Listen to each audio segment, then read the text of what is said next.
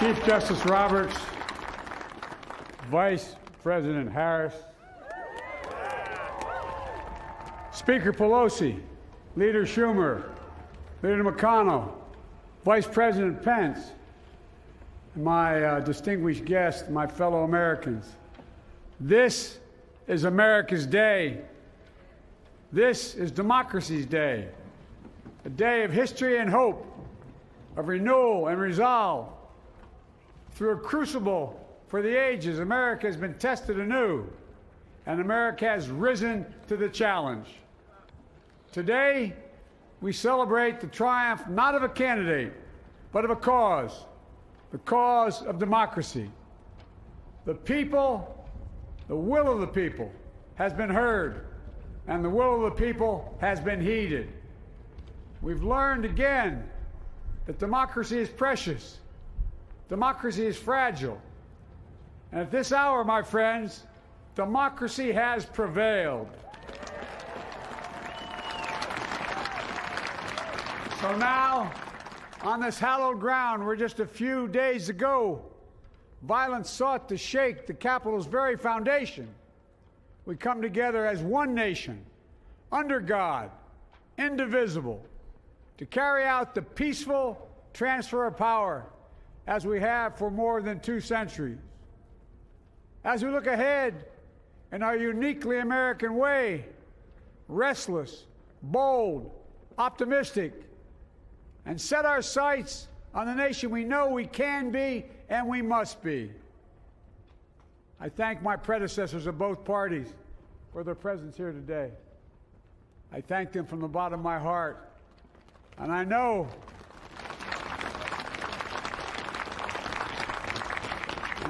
the resilience of our Constitution and the strength of our nation, as does President Carter, who I spoke with last night, who cannot be with us today, but whom we salute for his lifetime in service. I've just taken the sacred oath each of those patriots have taken, the oath first sworn by George Washington.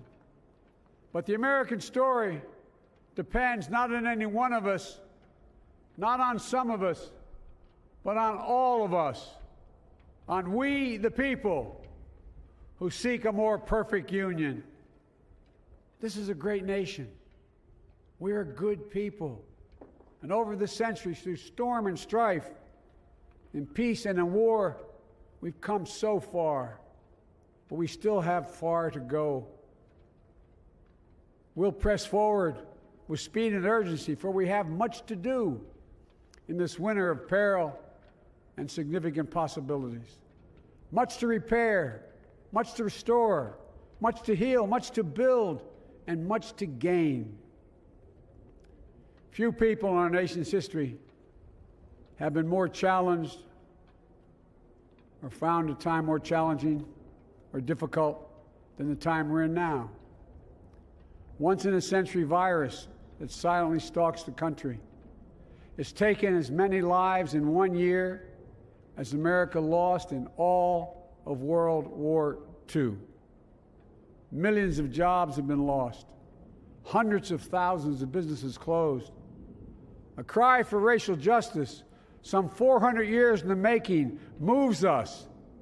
The dream of justice for all will be deferred no longer. A cry for survival comes from the planet itself, a cry that can't be any more desperate or any more clear. And now, a rise of political extremism, white supremacy, domestic terrorism, that we must confront and we will defeat.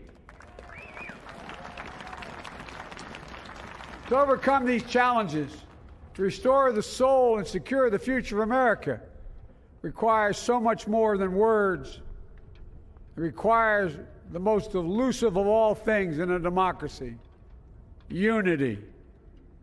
Unity.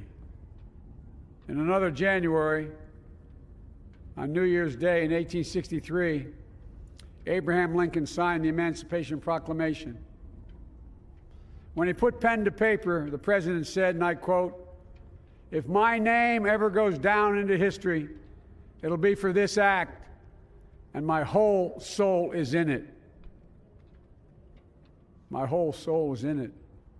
Today, on this January day, my whole soul is in this, bringing America together, uniting our people, uniting our nation. And I ask every American to join me in this cause.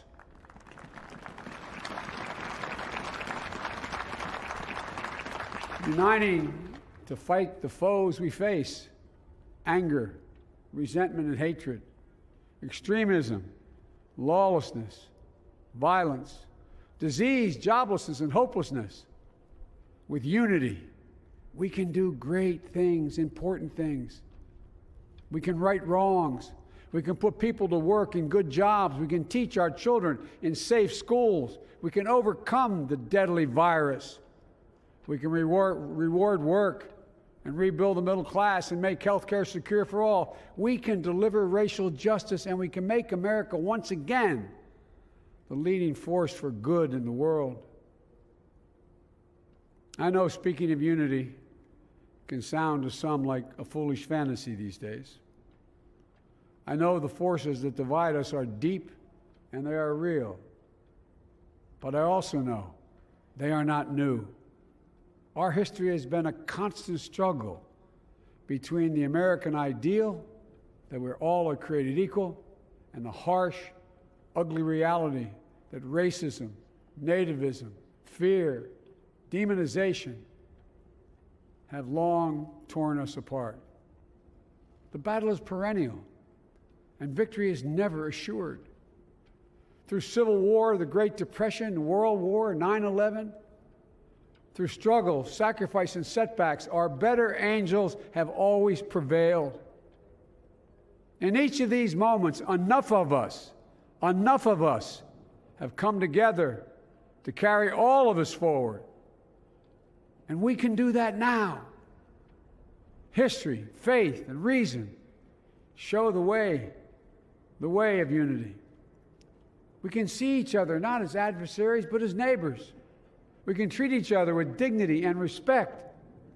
We can join forces, stop the shouting, and lower the temperature. For without unity, there is no peace, only bitterness and fury. No progress, only exhausting outrage. No nation, only a state of chaos. This is our historic moment of crisis and challenge, and unity is the path forward. And we must meet this moment as the United States of America. If we do that, I guarantee you we will not fail. We have never, ever, ever, ever failed in America when we've acted together. And so today, at this time, in this place, let's start afresh, all of us. Let's begin to listen to one another again, hear one another, see one another, show respect to one another. Politics doesn't have to be a raging fire, destroying everything in its path. Every disagreement doesn't have to be a cause for total war. And we must reject the culture in which facts themselves are manipulated and even manufactured.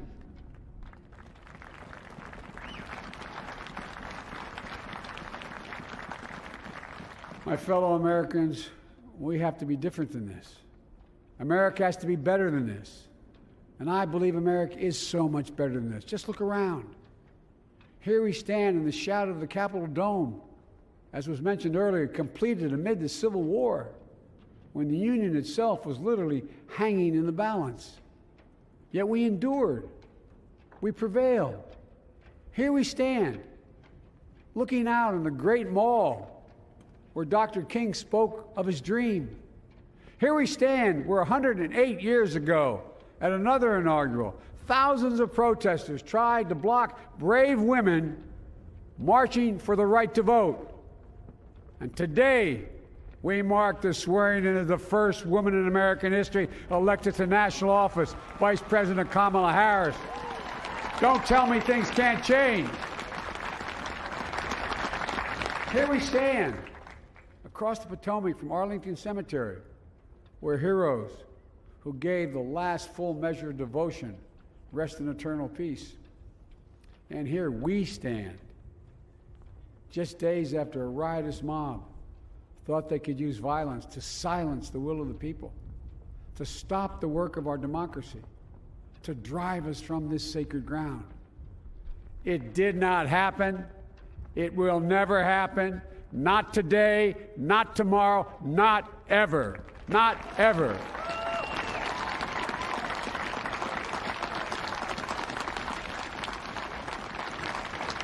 To all those who supported our campaign, I'm humbled by the faith you've placed in us. To all those who did not support us, let me say this. Hear me out as we move forward. Take a measure of me and my heart. If you still disagree, so be it. That's democracy. That's America. The right to dissent peaceably within the guardrails of our republic is perhaps this nation's greatest strength. Yet hear me clearly. Disagreement must not lead to disunion. And I pledge this to you. I will be a president for all Americans. All Americans. And I promise you, I will fight as hard for those who did not support me as for those who did.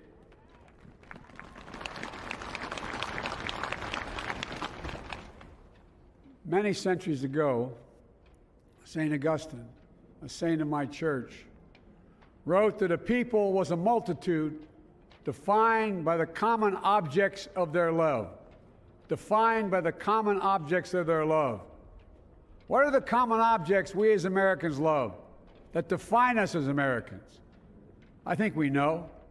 Opportunity, security, liberty, dignity, respect, honor, and yes, the truth. Recent weeks and months have taught us a painful lesson. There is truth and there are lies. Lies told for power and for profit. And each of us has a duty and a responsibility as citizens, as Americans, and especially as leaders. Leaders who have pledged to honor our Constitution and protect our nation, to defend the truth and defeat the lies. Look, I understand that many of my fellow Americans view the future with fear and trepidation. I understand they worry about their jobs. I understand, like my dad, they lay at bed at night, staring at the ceiling, wondering, can I keep my health care? Can I pay my mortgage? Thinking about their families, about what comes next. I promise you, I get it. But the answer is not to turn inward, to retreat into competing factions, distrusting those who don't look like you, or worship the way you do, or don't get their news from the same sources you do. We must end this uncivil war that pits red against blue, rural versus urban, conservative versus liberal. We can do this if we open our souls instead of hardening our hearts, if we show a little tolerance and humility, and if we're willing to stand in the other person's shoes, as my mom would say, just for a moment, stand in their shoes. Because here's the thing about life. There's no accounting for what fate will deal you. Some days, when you need a hand. There are other days when we're called to lend a hand. That's how it has to be. That's what we do for one another. And if we are this way, our country will be stronger, more prosperous, more ready for the future. And we can still disagree. My fellow Americans, in the work ahead of us, we're going to need each other. We need all our strength to persevere through this dark winter. We're entering what may be the toughest and deadliest period of the virus. We must set aside politics and finally face this pandemic as one nation. One nation. And I promise you this, as the Bible says, weeping may endure for a night, but joy cometh in the morning. We will get through this together. Together. Look, folks, all my colleagues I serve with in the House and the Senate up here, we all understand the world is watching all of us today. So here's my message to those beyond our borders. America has been tested, and we've come out stronger for it. We will repair our alliances and engage with the world once again, not to meet yesterday's challenges, but today's and tomorrow's challenges. And we'll lead not merely by the example of our power, but by the power of our example.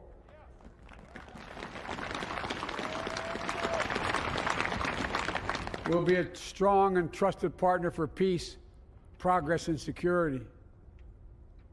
Look, you all know we've been through so much in this nation. And my first act as president, I'd like to ask you to join me in a moment of silent prayer. Remember all those who we lost in this past year to the pandemic. Those 400,000 fellow Americans, moms, dads, husbands, wives, sons, daughters, friends, neighbors, and co-workers. We'll honor them by becoming the people and the nation we know we can and should be. So I ask you, let's say a silent prayer for those who've lost their lives and those left behind, and for our country.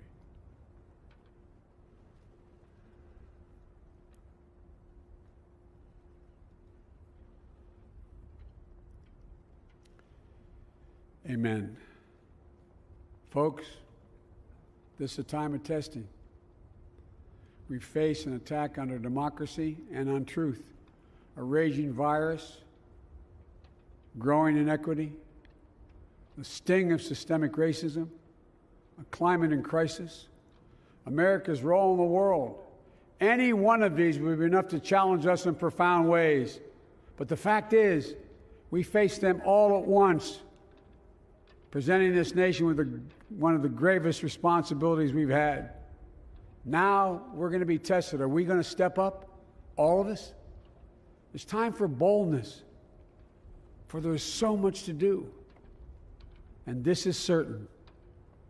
I promise you, we will be judged, you and I, by how we resolve these cascading crises of our era.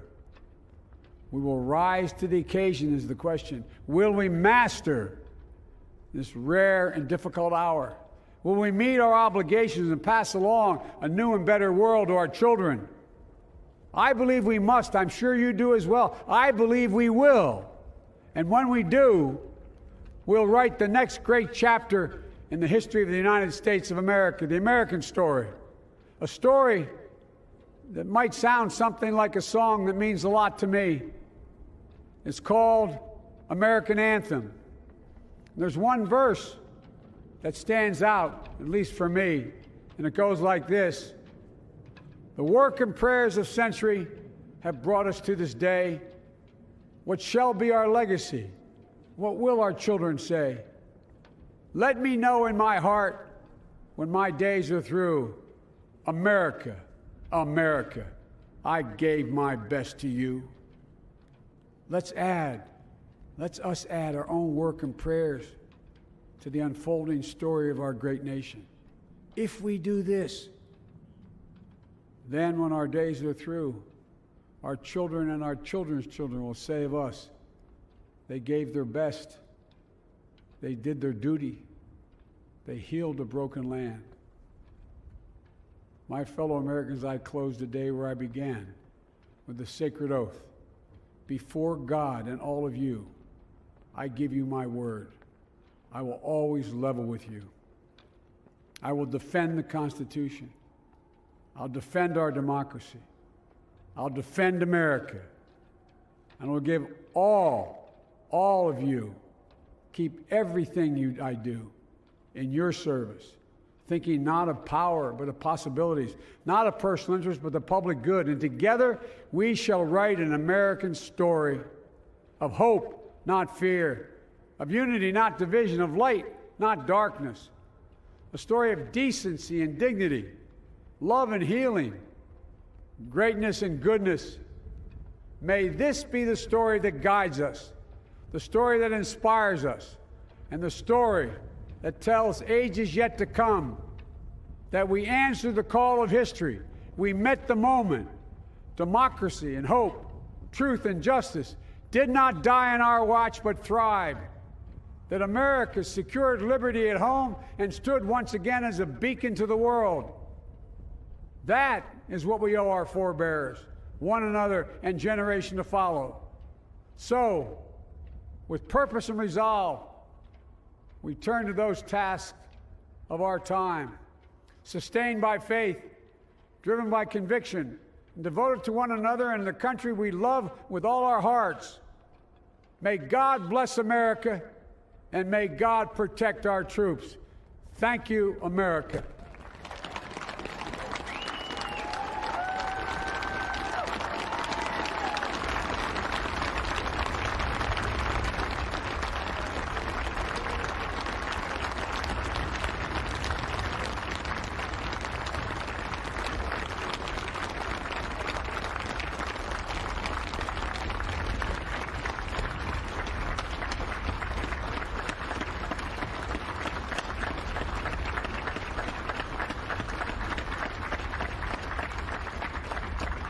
Ladies and gentlemen, please be seated.